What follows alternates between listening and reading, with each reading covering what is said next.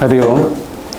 ಈ ಸಮರ್ಪಣಾ ಚಾರಿಟೇಬಲ್ ಟ್ರಸ್ಟ್ನ ಅಧ್ಯಕ್ಷರಾದಂಥ ಶ್ರೀಯುತ ರಾಜೇಂದ್ರ ಕುಮಾರ್ ಅವರೇ ಹಾಗೂ ವೇದಿಕೆಯಲ್ಲಿರುವ ಹಿರಿಯರಾದ ಚಿದಾನಂದ ಬೈಲಾಡಿ ಸರ್ ಅವರೇ, ಮುಂಭಾಗದಲ್ಲಿ ಕುಳಿತಿರುವಂಥ ನನ್ನ ಮೆಚ್ಚಿನ ಸರ್ ಸೀತಾರಾಮ್ ಕೇವಳ ಅವರೇ, ಹಾಗೂ ಇಲ್ಲಿ ನೆರೆದಿರುವಂಥ ಎಲ್ಲ ಚಾರಿಟೇಬಲ್ ಟ್ರಸ್ಟ್ನ ಎಲ್ಲ ಡೈರೆಕ್ಟರ್ಗಳೇ ಹಾಗೂ ನ್ಯೂಸ್ ಪುತ್ತೂರು ಇದರ ಚಾನೆಲ್ನ ಎಲ್ಲ ಪದಾಧಿಕಾರಿಗಳೇ,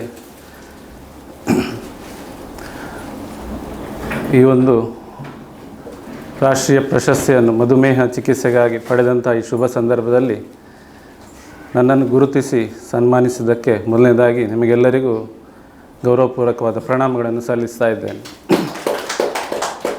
ಯಾಕೆಂದರೆ ಈ ಪ್ರಶಸ್ತಿ ನನಗೆ ಒಬ್ಬನಿಗೆ ಸಿಕ್ಕಿದ್ದಲ್ಲ. ಸಂಪ್ಯ ಮಹಾವಿಷ್ಣು ಮೂರ್ತಿ ದೇವಸ್ಥಾನದಲ್ಲಿ ಎಲ್ಲರ ಒತ್ತಾಯದ ಮೇರೆಗೆ ನಾನು ಅಲ್ಲಿ ಒಂದು ವ್ಯವಸ್ಥಾಪನಾ ಮಂಡಳಿಯ ಅಧ್ಯಕ್ಷನಾಗಿ ಆಯ್ಕೆಗೊಂಡಿದ್ದೆ. ಅದಕ್ಕೆ ಒಪ್ಪಿಗೆ ಸೂಚಿಸಿದ್ದೆ. ಅದರ ದೇವಳದ ಕಾರ್ಯಗಳನ್ನೆಲ್ಲ ಮಾಡುವಂಥ ಎಲ್ಲ ವ್ಯವಸ್ಥೆ ಅಲ್ಲಿ ಮೊದಲೇ ಇತ್ತು. ಅದರಲ್ಲಿ ನುರಿತ ವ್ಯಕ್ತಿಗಳೆಲ್ಲ ಇದ್ದರು. ನನ್ನ ವೃತ್ತಿ ವೈದ್ಯಕೀಯ ವೃತ್ತಿ. ಆದ್ದರಿಂದ ನಾನು ಆ ದೇವಸ್ಥಾನದಲ್ಲಿದ್ದುಕೊಂಡು ಪೂಜೆ ಪುನಸ್ಕಾರಗಳೆಲ್ಲ ನಡೀತಾ ಇದೆ. ನಾನು ಏನು ಮಾಡ್ಬೋದು ಅಂತ ನಾನು ಆಲೋಚಿಸಿದಾಗ ನಮ್ಮ ಊರಿನವರಿಗೆ ನನ್ನ ವೈದ್ಯಕೀಯ ಚಿಕಿತ್ಸೆಯನ್ನು ಸುತ್ತಮುತ್ತಲಿನವರಿಗೆ ಒಂದು ಉಚಿತವಾಗಿ ದೇವಸ್ಥಾನದ ವತಿಯಿಂದ ನೀಡುವಂಥ ಒಂದು ಸಣ್ಣ ಆಲೋಚನೆ ಬಂತು. ಆದರೆ ಅದಕ್ಕೆ ಅನೇಕರು ಕೈ ಜೋಡಿಸಿ ಅನೇಕ ವೈದ್ಯರುಗಳು, ಪುತ್ತೂರಿನ ಹೆಚ್ಚಿನ ಎಲ್ಲ ವೈದ್ಯರುಗಳು ಈ ಶಿಬಿರದಲ್ಲಿ ಭಾಗವಹಿಸಿದ್ದಾರೆ. ಅವರೆಲ್ಲರ ಸಹಕಾರ ಸಿಕ್ಕಿದೆ. ಹಾಗೂ ದೇವಸ್ಥಾನದ ಸುತ್ತಮುತ್ತಲಿನ ಅನೇಕ ಸಂಘ ಸಂಸ್ಥೆಗಳು ಎಲ್ಲ ಸೇರಿ ಬಹಳ ದೊಡ್ಡ ಮಟ್ಟಿನ ಶಿಬಿರವಾಗಿ ಅದು ಕಳೆದ 22 ತಿಂಗಳಿಂದ ನಡೀತಾ ಇದೆ. ಖಾಲಿ ವೈದ್ಯಕೀಯ ಚಿಕಿತ್ಸೆ ಮಾತ್ರ ಅಲ್ಲ, ವೈದ್ಯಕೀಯ ತಪಾಸಣೆಗಳನ್ನು ಸಹ ಉಚಿತವಾಗಿ ಮಾಡ್ತಾ ಇದ್ದೇವೆ. ಅದೇ ರೀತಿ 1 ತಿಂಗಳಿಗೆ ಬೇಕಾಗುವಂಥ ಔಷಧಗಳನ್ನು ಇಷ್ಟ ತನಕ ನಾವು ಹೆಚ್ಚಿನ ಎಲ್ಲ ರೋಗಿಗಳಿಗೆ ಅದನ್ನು ಉಚಿತವಾಗಿ ನೀಡಿದ್ದೇವೆ. ಅಂಥ ಒಂದು ವ್ಯವಸ್ಥೆಯನ್ನು ಮೆಚ್ಚಿಕೊಂಡು ಅನೇಕ ರೋಗಿಗಳು ಸುತ್ತಮುತ್ತಲಿನ ಪ್ರದೇಶದಿಂದ ಸಹ ಬರ್ತಾ ಇದ್ದಾರೆ. ಸಾಧಾರಣ 250ರಿಂದ 300 ರೋಗಿಗಳು ಪ್ರತಿ ತಿಂಗಳು ನಮ್ಮ ಶಿಬಿರದಲ್ಲಿ ಚಿಕಿತ್ಸೆಯನ್ನು ಪಡೆಯುತ್ತಾ ಇದ್ದಾರೆ.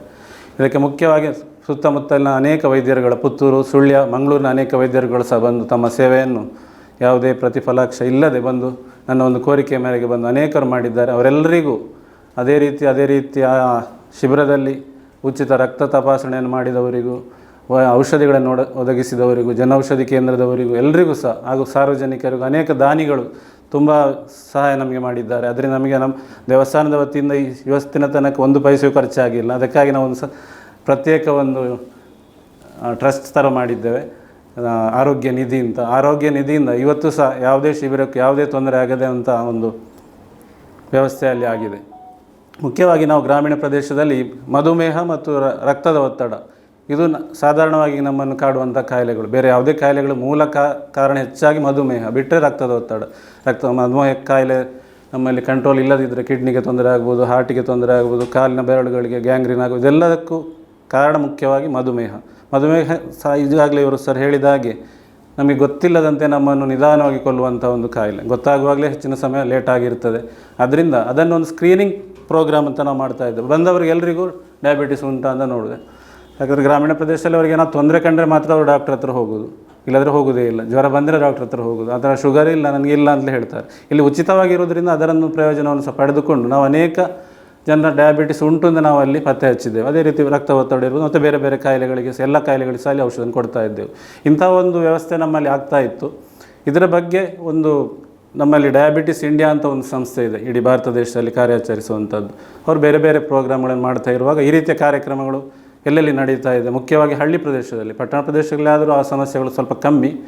ಅದನ್ನು ಹಳ್ಳಿ ಪ್ರದೇಶದಲ್ಲಿ ಎಲ್ಲೆಲ್ಲಿ ನಡೀತಾ ಇದೆ ಅಂತ ಒಂದು ಸಮೀಕ್ಷೆ ಮಾಡುವಾಗ ನಮ್ಮ ಕಾರ್ಯಕ್ರಮದ ಬಗ್ಗೆ ಸಹ ನಾವು ವಿವರಗಳನ್ನು ಕೊಟ್ಟಿದ್ದೆವು. ಅದರಿಂದ ಇಂಥ ಒಂದು ಕಾರ್ಯಕ್ರಮ ಇಷ್ಟು ದೀರ್ಘವಾಗಿ ಅನೇಕ ರೋಗಿಗಳಿಗೆ ಪ್ರಯೋಜನ ಕೊಡುವಂಥ ಒಂದು ಕಾರ್ಯಕ್ರಮ ಅದು ಸಹ ಹಳ್ಳಿ ಪ್ರದೇಶದಲ್ಲಿ ನಡೀತಾ ಇದೆ ಅಂತ ನಮ್ಮನ್ನು ಗುರುತಿಸಿ ನಮ್ಮ ಸೌತ್ ಝೋನಲ್ಲಿ ಕೇವಲ 2 ಕಡೆ ಅಂತ ಕೊಟ್ಟಿದ್ದಾರೆ. ಒಬ್ಬರು ಕೇರಳದವರಿಗೆ ಮತ್ತು ನಮ್ಮ ಸಂಪ್ಯ ದೇವಸ್ಥಾನಕ್ಕೆ ಈ ಶಿಬಿರಗಳಿಗೆ. ಹಾಗೆ ಉತ್ತರ ಎಲ್ಲ ಝೋನ್ಗಳಲ್ಲಿ 2 ಜನರನ್ನು ಗುರುತಿಸಿದರು. ಅಂಥ ಒಂದು ಪ್ರಶಸ್ತಿ ಈ ಸಂದರ್ಭದಲ್ಲಿ ವಿಶ್ವ ಡಯಾಬಿಟಿಸ್ ಸಮ್ಮೇಳನದಲ್ಲಿ ಸಿಕ್ಕಿದ್ದು ಬಹಳ ಸಂತೋಷದ ವಿಷಯ. ನಮಗೆ ಅದು ಆ ಸಮಯದಲ್ಲಿ ನಮ್ಮ ದೇವಸ್ಥಾನದಲ್ಲಿ ಜಾತ್ರೆ ಸಹ ಆಗ್ತಾಯಿತ್ತು. ಅದರ ಮೊದಲನೇ ದಿವಸ ಸಿಕ್ಕಿದಂಥ ಪ್ರಶಸ್ತಿ. ನಾನು ಬರೋದಿಲ್ಲ ಅಂತ ಹೇಳಿದೆ, ಆದರೆ ತುಂಬ ಒತ್ತಾಯ ಮಾಡಿ ಹೇಳಿದವರು, ಇದಂತೂ ವಿಶೇಷ ಪ್ರಶಸ್ತಿ, ನೀವು ಅಲ್ಲಿಗೆ ಬಂದು ತಗೊಳ್ಬೇಕು, ನಾವು ಬಂದು ಕೊಡೋದ್ರಲ್ಲಿ ದೊಡ್ಡ ಅರ್ಥ ಇಲ್ಲ ಅಂತ. ಅದರಿಂದ ಅಲ್ಲಿಗೆ ಹೋಗಿ ಭುವನೇಶ್ವರದಲ್ಲಿ ಈ ಸಮ್ಮೇಳನದಲ್ಲಿ ಭಾಗವಹಿಸಿ ಈ ಪ್ರಶಸ್ತಿಯನ್ನು ಸ್ವೀಕರಿಸಲಿಕ್ಕೆ ಭಾಳ ಸಂತೋಷ ಆಗಿದೆ. ನಮ್ಮ ಸಂಪ್ಯದ ಹೆಸರು, ಪುತ್ತೂರಿನ ಹೆಸರು ಸಹ ಅಲ್ಲಿ ಒಂದು ಮೂಡಿದಾಗ, ಅಲ್ಲಿ ಆ ಸ್ಕ್ರೀನಲ್ಲಿ ಬಂದಾಗ ನನಗೆ ಸಹ ಭಾಳ ಸಂತೋಷ ಆಯಿತು. ನಮ್ಮ ಒಂದು ಹಳ್ಳಿ ಪ್ರದೇಶವನ್ನು ಸಹ ಇಂಥ ಒಂದು ಸಮ್ಮೇಳನದಲ್ಲಿ ಗುರುತಿಸ್ತಾರೆ ಅಂತ ತಿಳಿದು ಅದಕ್ಕಾಗಿ ಸಹಕರಿಸಿದ ಎಲ್ಲರಿಗೂ, ಖಾಲಿ ನಮ್ಮ ಶಿಬಿರದವರು ಮಾತ್ರ ಅಲ್ಲ, ಅನೇಕರು ದಾನಿಗಳಿದ್ದಾರೆ, ಪುತ್ತೂರಿನವರೆಲ್ಲರೂ ಇದ್ದಾರೆ, ಎಲ್ಲ ಸಹೃದಯ ಬಂಧುಗಳು, ಅವರೆಲ್ಲರನ್ನು ಈ ಸಂದರ್ಭದಲ್ಲಿ ನೆನೆಸುತ್ತಾ ಇಂಥ ಶಿಬಿರಗಳು ಇನ್ನೂ ಅನೇಕ ಕಡೆ ಆಗಲಿ, ಇಂಥ ಒಂದು ಆಲೋಚನೆ ನಿಮ್ಮಲ್ಲಿ ಸಹ ಬರಲಿ. ಯಾಕೆಂದರೆ ನಾವು ಸಾಮಾಜಿಕ ಕಾರ್ಯಕ್ರಮಗಳನ್ನು ಮಾಡುವಂಥ ಸಂದರ್ಭದಲ್ಲಿ ದೇವಳದಲ್ಲಿ ಸಹ ಮಾಡ್ಬೋದು, ಇಗರ್ಜಲ್ಲಿ ಮಾಡ್ಬೋದು, ಮಸೀದಿಯಲ್ಲಿ ಮಾಡ್ಬೋದು, ಯಾವ ಕಡೆಯಲ್ಲಿ ಸಹ ಇಂಥ ಕಾರ್ಯಕ್ರಮಗಳನ್ನು ಮಾಡಿದರೆ ಜನರಿಗೆ ದೇವರ ಒಂದು ಆಶೀರ್ವಾದ ಜೊತೆಗೆ ಆರೋಗ್ಯದ ಒಂದು ಆಶೀರ್ವಾದ ಸಹ ಸಿಗ್ತದೆ ಅಂತ ಹೇಳುತ್ತಾ, ಇಂಥ ಕಾರ್ಯಕ್ರಮಗಳನ್ನು ನಿಮ್ಮ ಸಂಸ್ಥೆಯಿಂದಲೂ ಈಗಾಗಲೇ ನೀವು ಹೇಳಿದ್ರಿ ಕೆಲವು ಕಾರ್ಯಕ್ರಮಗಳನ್ನು ಮಾಡಿದ್ದೇವೆ ಅಂತ, ಇನ್ನು ಅನೇಕ ಕಾರ್ಯಕ್ರಮಗಳು ಮುಂದಕ್ಕೆ ಮೂಡಿ ಬರಲಿ. ನಿರಂತರವಾಗಿ ಇಂಥ ಕಾರ್ಯಕ್ರಮಗಳು ನಡೆದರೆ ಮಾತ್ರ ಹೆಚ್ಚಿನ ರೋಗಿಗಳಿಗೆ ಪ್ರಯೋಜನ ಆಗ್ತದೆ. ಯಾಕೆಂದರೆ ಹೇಳಿ ಅವರಿಗೆ ಕಂಟಿನ್ಯೂಯೇಷನ್ ಅಂತ ಸಿಗುವುದಿಲ್ಲ. ಇಲ್ಲದ್ರಿಂದ ಸಣ್ಣ ಮಟ್ಟಿಗೆ ಆದರೂ ನಿರಂತರವಾಗಿ ಒಂದು ಕಡೆ ಆಗ್ತಾ ಇದ್ದರೆ, ನಿಮ್ಮ ಆಫೀಸಲ್ಲೇ ಇರ್ಬೋದು ಅಥವಾ ಬೇರೆ ಸ್ಥಳಾವಕಾಶ ಇದ್ದರೆ ಅಲ್ಲಿ ಮಾಡ್ಬೋದು. ಮತ್ತೊಂದು ನನ್ನ ಒಂದು ನಿಮಗೆ ಸಲಹೆ ಅಂತ ಹೇಳಿದ್ರೆ, ನಿಮ್ಮಲ್ಲಿ ಒಬ್ಬರನ್ನು ವೈದ್ಯರನ್ನು ಇದರಲ್ಲಿ ಸೇರಿಸ್ಕೊಳ್ಳಿ, ಆಗ ನಿಮಗೆ ಸುಲಭ ಆಗ್ತದೆ ಅದನ್ನು. ಯಾಕೆಂದರೆ ಯಾರು ಇಲ್ಲದ್ರೆ ಅವರೊಬ್ಬರು ಅದರಲ್ಲಿ ಕೂತ್ಕೊಳ್ತಾರೆ. ನಮ್ಮ ಶಿಬಿರದಲ್ಲಿ ಹಾಗೆ ಕೆಲವೊಮ್ಮೆ ಅನೇಕ ವೈದ್ಯರುಗಳಿಗೆ ಬರಲಿಕ್ಕೆ ಆಗೋದಿಲ್ಲ. ಆದರೆ ನನಗೆ ಧೈರ್ಯ ಏನಂತ ನಾನಾದರೂ ಹೋಗಿ ಕೂತ್ಕೊಂಡು ಅವತ್ತು ನೋಡು, ಹಾಗೆ ಅದು ಯಾವತ್ತೂ ನಿಲ್ಲಲಿಲ್ಲ. ಅದಕ್ಕಿಂತ ಮುಖ್ಯವಾದ ವಿಷಯ ಅಂತ ಹೇಳಿದ್ರೆ, ನಮ್ಮ ವೈದ್ಯಕೀಯ ಶಿಬಿರವನ್ನು ಉದ್ಘಾಟಿಸಿದವರು ಪುತ್ತೂರಿನ ಹಿರಿಯ ವೈದ್ಯರಾದಂಥ ಡಾಕ್ಟರ್ ಗೌರಿ ಪೈ ಅವರು. ಅವರೊಂದು ಮಾತು ಅವತ್ತು ಹೇಳಿದರು, ಪುತ್ರರು, ಈ ಕಾರ್ಯಕ್ರಮ ನೀವು ಶುರು ಮಾಡಿದ್ದೀರಿ ಹೌದು, ಎಲ್ಲೆಲ್ಲಿ ಇದು ಮುಂದಕ್ಕೆ ಎಲ್ಲಿಯಾದರೂ ನಿಂತದ್ದು ನನಗೆ ಗೊತ್ತಾದರೆ ನಾನು ಬಂದು ಇಲ್ಲಿ ಕೂತ್ಕೊಳ್ತೇನೆ ಅಂತ ಹೇಳಿದ್ದಾರೆ. ಅವರ ಒಂದು ಮಾತಿನಿಂದ ಪ್ರೇರಣೆ ಪಡೆದು ಅದು ಖಂಡಿತ ನಡೀತಾ ಇದೆ. ಇತ್ತೀಚೆಗೆ ಅವರನ್ನು ಭೇಟಿಯಾದಾಗ ಹೇಳಿದೆ, ಅವರಿಗೆ ಭಾಳ ಖುಷಿ ಆಯಿತು. ನಿಮ್ಮ ಶಿಬಿರಕ್ಕೆ ಏನು ಸಹಾಯ ಬೇಕು ನಾನು ಇನ್ನಷ್ಟು ಕೊಡ್ತೇನೆ ಅಂತ ಹೇಳಿದ್ದಾರೆ. ಅಂಥ ಒಂದು ಹಿರಿಯ ವೈದ್ಯರ ಆಶೀರ್ವಾದವು ನಮ್ಮೆಲ್ಲರಿಗೂ ಇದೆ ಅಂತ ಹೇಳುತ್ತಾ, ನಿಮ್ಮೆಲ್ಲರ ಸಹಕಾರ ಅಥವಾ ನಿಮ್ಮ ಈ ಒಂದು ಪ್ರೀತಿಗೆ ಆಭಾರಿಯನ್ನು ವ್ಯಕ್ತಪಡಿಸುತ್ತಾ ಮತ್ತೊಮ್ಮೆ ನಿಮಗೆಲ್ಲರಿಗೂ ಶುಭವಾಗಲಿ ಅಂತ ಹೇಳುತ್ತಾ, ಪುತ್ತೂರು ನ್ಯೂಸ್ ಚಾನೆಲ್ ಸಹ ಮುಂದಕ್ಕೆ ಬೆಳೀಲಿ, ನಮ್ಮದೇ ಚಾನೆಲ್ ಆಗಿ ಪುತ್ತೂರಿನಲ್ಲಿ ಮೂಡಿ ಬರಲಿ, ಅದಕ್ಕೂ ಒಂದು ಉತ್ತಮ ಭವಿಷ್ಯ ಸಿಗಲಿ ಅಂತ ಶ್ರೀ ಮಹಾಲಿಂಗೇಶ್ವರನಲ್ಲಿ ಶ್ರೀ ವಿಷ್ಣುಮೂರ್ತಿ ದೇವರಲ್ಲಿ ಪ್ರಾರ್ಥಿಸ್ತಾ ನನ್ನ 2 ಮಾತುಗಳು ಮುಗಿಸ್ತಾ ಇದ್ದೇನೆ. ಜೈ ಹಿಂದ್. ವಸ್ತುನಿಷ್ಠತೆ, ವಿಶ್ವಾಸಾರ್ಹತೆ, ನಿಖರತೆಗಾಗಿ ನೋಡ್ತಾ ಇರಿ ನ್ಯೂಸ್ ಪುತ್ತೂರು, ಜನಮನದ ಪ್ರತಿಧ್ವನಿ.